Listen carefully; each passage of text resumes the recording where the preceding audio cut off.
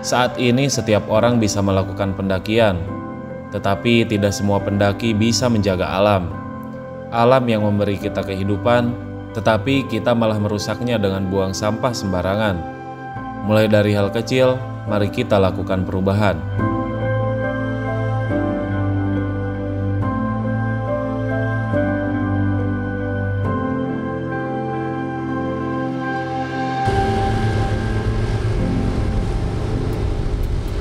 Perjalanan kali ini saya ditemani Parin, salah satu teman saya yang sedang berkuliah di Jogja. Dia sengaja berangkat dari Jogja dan sangat terniat untuk ikut pendakian kali ini. Katanya mumpung dunia perkuliahan sedang libur, daripada bengong di kosan, mending cari pengalaman. Dia juga bukan hanya sekedar ikut, tapi juga jadi kameramen. Sore hari kami mulai berangkat dari kota Bandung menuju ke Garut. Dan rencana kami akan menginap di parkiran Basecamp Guntur via Cikahuripan. Begitu sampai di lokasi, kami benar-benar disambut hangat warga sekitar. Sampai-sampai menyuguhkan air panas dengan kopinya, dan semua itu gratis. Padahal saya bukan siapa-siapa, tapi mereka menyambut kami dengan tulus. Di pagi hari kami mulai bersiap-siap untuk memulai pendakian. Mengecek peralatan kembali sudah seharusnya setiap pendaki melakukan ini dengan persiapan yang matang supaya nanti di gunung tidak kesusahan. Untuk mengisi tenaga di pagi hari, kami pun sarapan bubur terlebih dahulu. Tim bubur diaduk apa diaduk, Rid? Tim bubur daduk dong. Tim bubur daduk. Gak diaduk, gak merata. Jarak dari parkiran tempat kami bermalam menuju ke basecamp lumayan jauh. Kami harus menempuh sekitar 1,5 jam, bahkan bisa sampai 2 jam perjalanan dengan jalan kaki. Sebenarnya kalau mau menghemat tenaga dan lebih cepat, bisa naik ojek gunung dengan hanya membayar Rp50.000. Tapi di sini saya lebih memilih berjalan. Selain mengirit biaya perjalanan, kami juga ingin lebih menikmati suasana di perkebunan warga. Dan sesekali berinteraksi juga dengan petani di sini. Mayoritas di sini adalah petani kopi dan tembakau. Katanya sih tembakau di sini salah satu yang terbaik di Indonesia. Dan emang benar, pas saya coba karakter rasanya begitu terasa di tenggorokan. Saya pun membeli 1 pak besar hanya dengan harga Rp20.000. Lumayan untuk oleh-oleh dibawa pulang. Tak terasa kami pun sampai di Basecamp Guntur via Cikahuripan.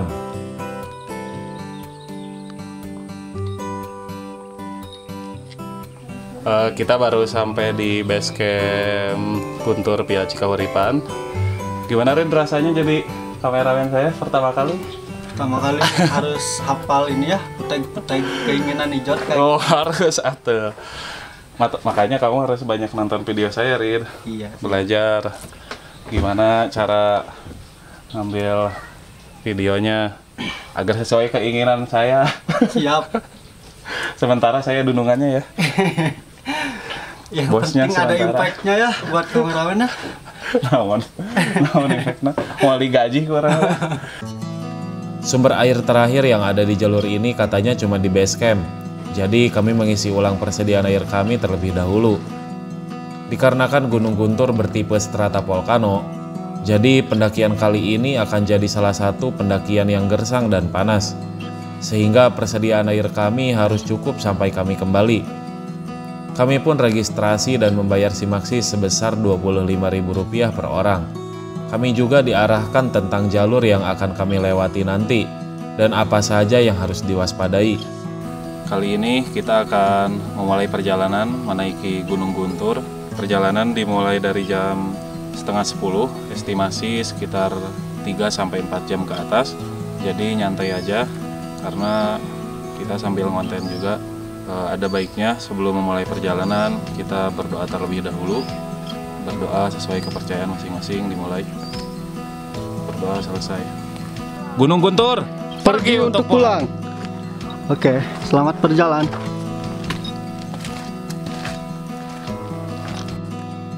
Kami pun mulai melangkah melewati perkebunan kopi, dan tidak jauh dari basecamp, kami mulai memasuki kawasan gersang yang hanya ditumbuhi ilalang. Selain panasnya yang membuat kami begitu kehausan, Yang kami pijak juga bukan tanah, melainkan pasir, sehingga langkah kami menjadi 2 kali lipat terasa lebih lama. Seperempat jalan kami pun berhenti dan minum terlebih dahulu, karena kami benar-benar kehausan. Kalau minum, nggak boleh sambil berdiri, harus sambil duduk, pakai tangan kanan.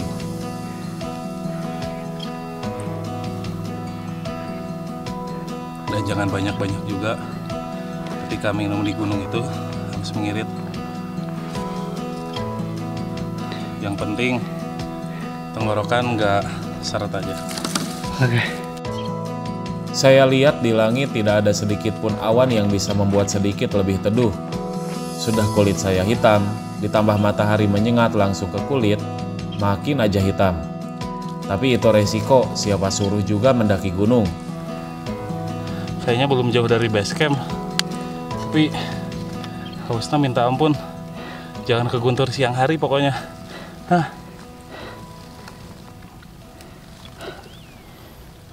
Berarti kita belajar. Kita lihat treknya dulu. Kalau treknya kayak gini, mending berangkat agak sore. Soalnya panas kalau siang hari kayak gini. Tapi ini percobaan gunung tandus di siang hari. Kalau mau dari pagi atau siang hari, mending gunung-gunung yang hutan. Jadi rimbun, meskipun siang pasti dingin kalau di tempat kayak gitu. Kalau gunung tandus kayak gini, panasnya pol.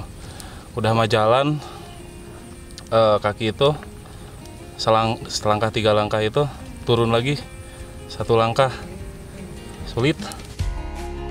Jika jalur pendakian tidak berpasir, pendakian gunung ini bisa lebih cepat, karena pos yang akan kami lewati cuma hanya ada 2 pos, dan jaraknya tidak terlalu jauh juga. Tapi namanya juga trek berpasir, maju 3 langkah, turun 2 langkah. Jadi terasa lama meskipun perjalanan cuma 1 kilometer. Tapi kalau ke rumah kamu, meskipun puluhan kilometer, pasti terasa lebih cepat. Sebelum sampai di pos 1, saya mulai melihat sampah plastik yang berserakan. Saya pun mencoba memungutnya agar jalur pendakian tetap asri dan alami. Sesampainya di pos 1, kami juga mengumpulkan beberapa sampah di sana, di satu trash bag untuk nanti dibawa pulang dari pendakian. Ngomong-ngomong, kebanyakan sampah adalah puntung rokok, plastik, dan tisu kering maupun basah. Mungkin bisa dibilang sampah kecil, tapi namanya sampah ya tetap sampah, dan harus dibawa turun dari gunung. Ini mungkin beberapa sampah yang terkumpul dari pos 1. Ya mungkin nggak terlalu bersih, tapi ya nanti kita coba kalau turun masih ada tenaga, masih ada ya energi, kita pungut lagi sampahnya, masukin lagi ke sini. Untuk sementara sampahnya kita simpen dulu di sini. Karena kita masih bawa trash bag 3 lagi, cukup untuk nanti besok, ya, cukup untuk sampah-sampah berikutnya.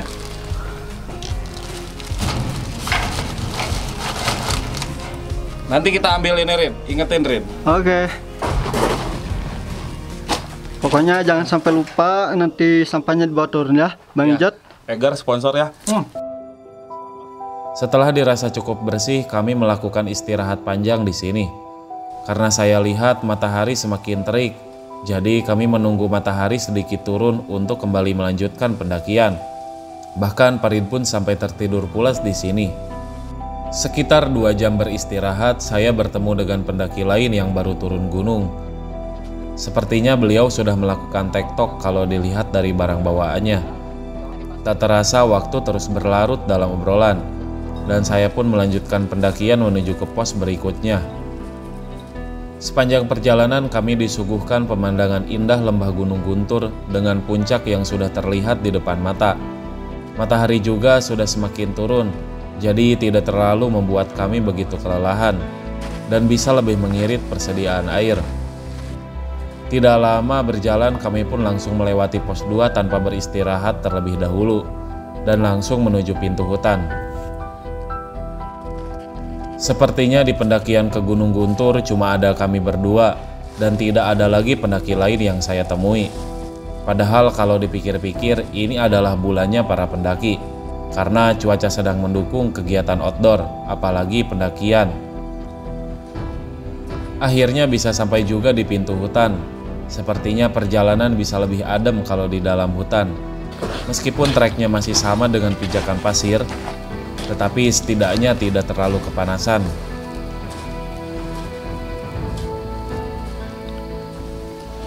Kita sekarang baru nyampe di pintu hutannya. Pintu hutan mati. Pintu hutan mati, anjing saya ngomong pintu aja. Pintu hutan mati ya.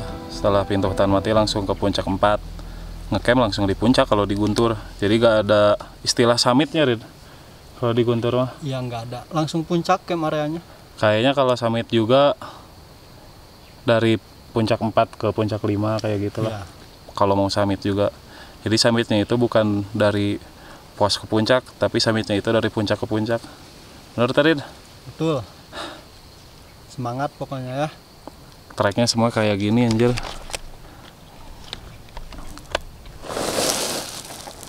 Pasir.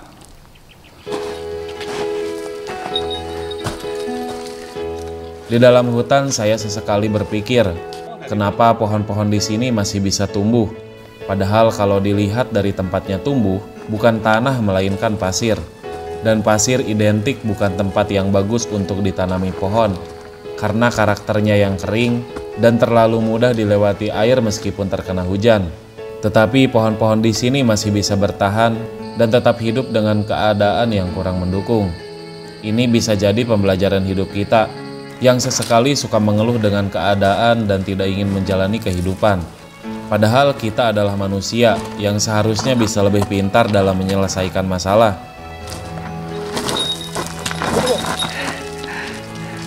Santai dulu.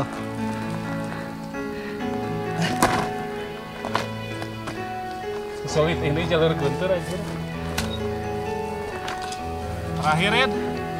Terakhir. Yang terakhir. Tanjakan terakhir. Semangat, semangat. Tanjakan Sapal. Sebelum sampai di puncak, kami diharuskan melewati tanjakan terakhir yang lumayan terjal, juga berpasir. Tetapi di sini tidak ada disediakan tali untuk pegangan, sehingga kami akan lebih susah berjalan dan harus berhati-hati dalam memilih pijakan. Yang ditakutkan ada batu kapan saja bisa terjatuh dan mengenai salah satu anggota tubuh. Kalau celaka kan lain cerita. Ketika sudah sampai di atas, sebenarnya kami belum mencapai titik puncaknya. Oh iya, yang kami tuju adalah puncak 4, karena di sana jadi tempat terbaik untuk menikmati matahari terbit besok pagi. Tetapi sebelum sampai puncak, kami kembali disuguhkan pemandangan sabana yang indah. Sedikit penjelasan, jadi di Gunung Guntur, kita tidak perlu melakukan summit, karena tempat mendirikan tenda persis di puncaknya. Sehingga kita tidak perlu capek-capek lagi berjalan di pagi buta.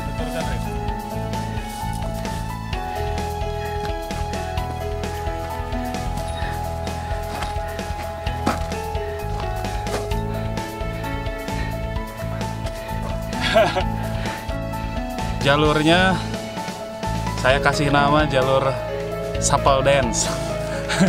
Karena jalurnya kayak gini. Maju 3 langkah, turun 2 langkah. Mantap. Setelah sampai di puncak, saya tunda dulu selebrasinya untuk esok pagi saja, karena saya benar-benar lemas dan ingin makan. Kami pun mendirikan tenda terlebih dahulu di dekat semak-semak, agar tidak terlalu terkena angin. Dan saat ini kali pertama saya mencoba untuk memasak nasi sendiri, dikarenakan saya sudah banyak belajar di pendakian sebelumnya. Tepatnya bukan belajar, tetapi lebih ke memperhatikan saja, dan sekarang prakteknya. Dan hasilnya berhasil. Jujur saya begitu bangga karena sudah bisa memasak nasi sendiri. Padahal dulu kalau saya memasak nasi, pasti kalau gak setengah matang, gosong, ya jadi bubur.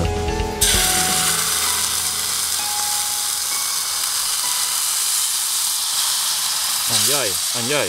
2 rit. Pilu, lobok ketong. Mana? Pilu. Oh, Opat. mantap. Mantap, mantap. Jeung sarden mah lebih simpel masak sarden mah. Gak usah bawa minyak ya. Iya, nggak usah bawa minyak, nggak bikin ribet, dan gampang mateng. 4 Cuman biji, tinggal bos. gini doang, guys. 4 biji sama berdua. Warga. Nasinya juga mantap ya pasakan saya ya. Beuh, pulen gitu eta mah nasinya juga mantap.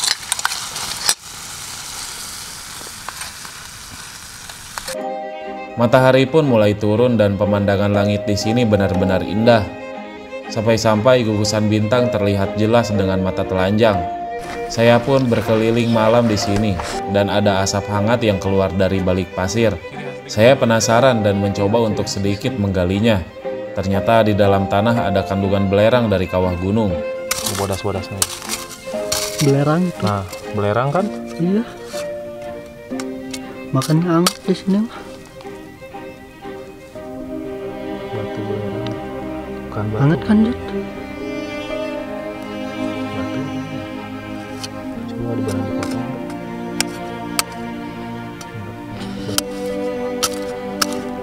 Kayaknya tadinya tanah biasa tapi terkena terus belerang jadi udah putih-putihnya. Jelas kan, Rik? Jelas. Mantap, guntur. Tetapi mulai dari sini saya dibuat kaget dengan kemunculan babi hutan yang begitu besar. Kami pun sampai masuk tenda dan tidak ingin kembali keluar dari tenda.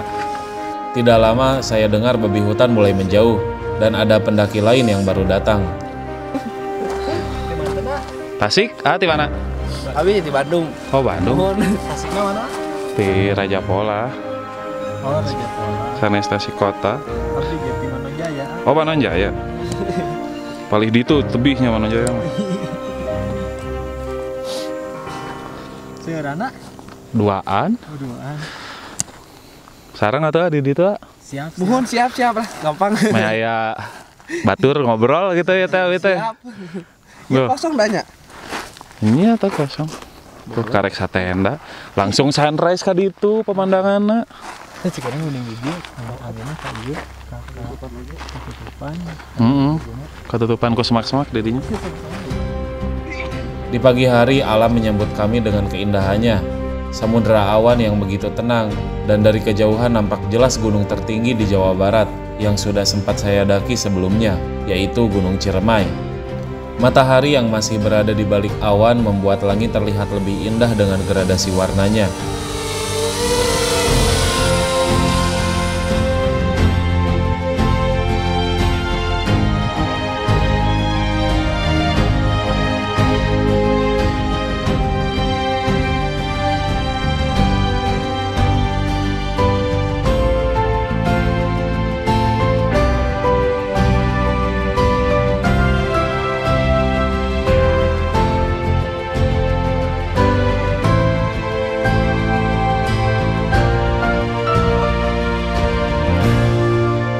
Kami dari Puncak Guntur.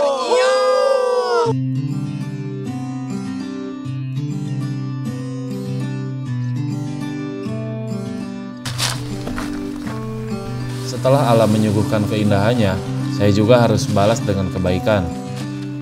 Mungkin ini tidak seberapa dari yang alam berikan. Untuk melakukan pengurangan sampah ini, saya juga mengajak pendaki lain untuk ikut berpartisipasi dalam hal mencintai alam. Kalau mencintai dia, cukup saya saja sendiri.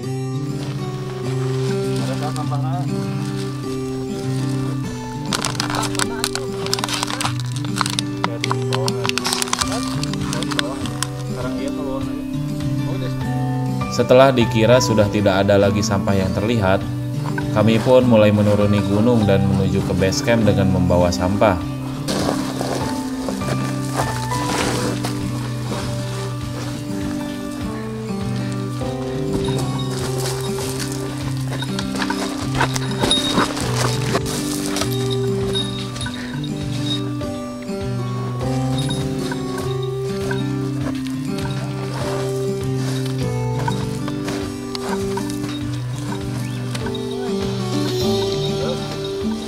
Tidak lupa saya juga bawa sampah yang saya kumpulkan sebelumnya di pos 1. Ketika turun terasa lebih cepat, karena satu langkah bisa jadi terasa 2 langkah.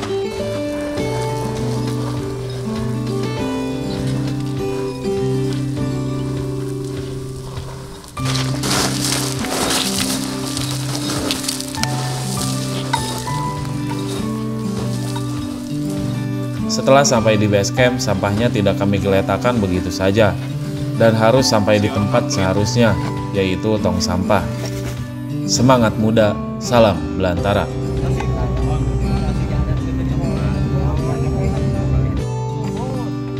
Ada kerkatan mengada ya tang.